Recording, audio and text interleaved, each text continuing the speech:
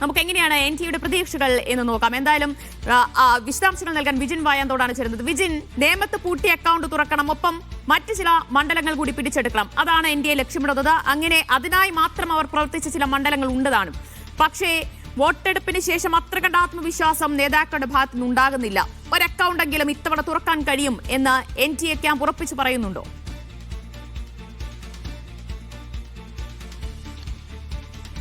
ദിവ്യ, തീർച്ചയായും. അതായത് കഴിഞ്ഞ തവണ പൂട്ടിയ അക്കൗണ്ട് അത് തുറക്കുക എന്നതിനപ്പുറം കൂടുതൽ സീറ്റുകൾ നേടുക എന്നുള്ളത് തന്നെയാണ് BJP ഇപ്പോഴും പ്രതീക്ഷിക്കുന്നത്. അതിൽ പ്രധാനമായും നേമം കഴക്കൂട്ടം മണ്ഡലമാണ്. 5 സീറ്റിന് അടുത്തെങ്കിലും എത്താൻ കഴിയും എന്നുള്ളതാണ് നിലവിൽ BJP നേതൃത്വം പ്രതീക്ഷിക്കുന്നത്.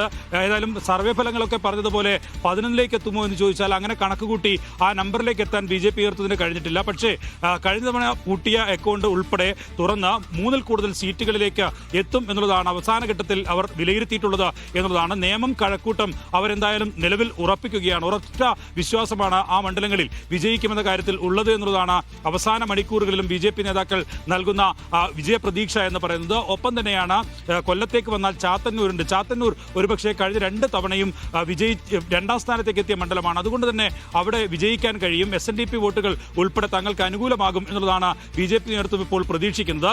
അങ്ങോട്ട് മറ്റു ജില്ലകളിലേക്ക് പോയാൽ ഈ തിരുവല്ലയിൽ അനൂപ് ആന്റണി മത്സരിക്കുന്ന മണ്ഡലം, BJP സംസ്ഥാന ജനറൽ സെക്രട്ടറി അനൂപ് ആന്റണി മത്സരിക്കുന്ന മണ്ഡലത്തിൽ ശക്തമായ ത്രികോണ മത്സരത്തിന് ഇടയിൽ അവിടെ ക്രൈസ്തവ വോട്ടുകൾ കൂടി നേടി വിജയിക്കാം എന്നുള്ള പ്രതീക്ഷയാണ് നിലവിൽ എന്തായാലും BJP വെച്ച് പുലർത്തുന്നത്. ഒപ്പം തന്നെ തൃപ്പൂണിത്തറയിൽ അവിടെ T20 മത്സരിക്കുകയാണ്. കഴിഞ്ഞ തവണ ഈ തദ്ദേശ തെരഞ്ഞെടുപ്പിൽ BJPക്ക് നഗരസഭ പിടിച്ചെടുക്കാൻ കഴിഞ്ഞ സ്ഥലമാണ് തൃപ്പൂണിത്തറ എന്ന് പറയുന്നത്. ഒപ്പം തന്നെ 2020 കൂടി തങ്ങളോടൊപ്പം വന്ന സാഹചര്യത്തിൽ ആ മണ്ഡലം കൂടി പിടിച്ചെടുക്കാൻ കഴിയുമെന്ന് പ്രതീക്ഷിക്കുന്നു. ഒപ്പം തൃശ്ശൂരും അവർ വലിയ വിജയപ്രതീക്ഷ നിലവിൽ വെച്ച് പുലർത്തുന്നുണ്ട്. എന്തായാലും അതിനപ്പുറം പോയാൽ പാലക്കാടും മഞ്ചേശ്വരമാണ് പ്രധാനപ്പെട്ട 2 നേതാക്കൾ മത്സരിക്കുന്ന മണ്ഡലം.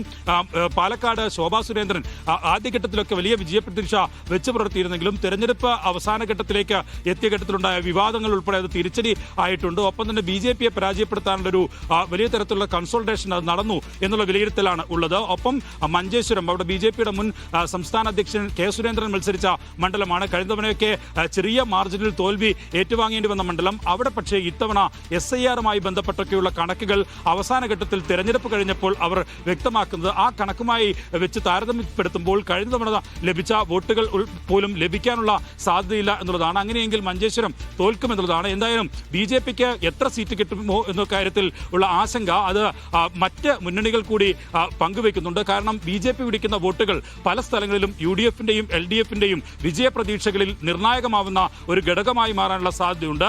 ഒരു സീറ്റ് നേടിയാൽ പോലും BJPക്ക് ഗുണമാണ്.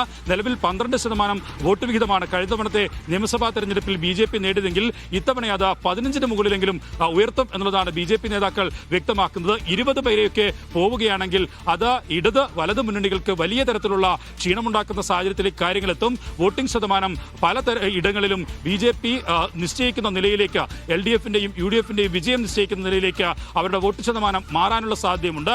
എന്തായാലും നിയമം ഉൾപ്പെടെയുള്ള 3ഇടത്തെങ്കിലും ഉറപ്പായും വിജയം എന്നുള്ളതാണ് അവസാന മണിക്കൂറുകളിൽ BJP ഇപ്പോൾ പരസ്യമായി വ്യക്തമാക്കുന്നത്.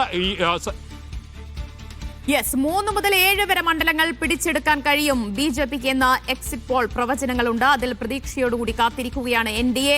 ഒന്നുമില്ലെങ്കിലും ഒരു അക്കൗണ്ടെങ്കിലും എന്ന് വെച്ച് കഴിഞ്ഞാൽ നേമത്തെ പൂട്ടിയ അക്കൗണ്ടെങ്കിലും ഇത്തവണ തുറക്കാൻ കഴിയും എന്ന് കണക്കുകൂട്ടുകയും ചെയ്യുന്നുണ്ട്. എന്തായാലും മുന്നണികളുടെ പ്രതീക്ഷകളാണ് നമ്മൾ ഇപ്പോൾ സംസാരിച്ചത്.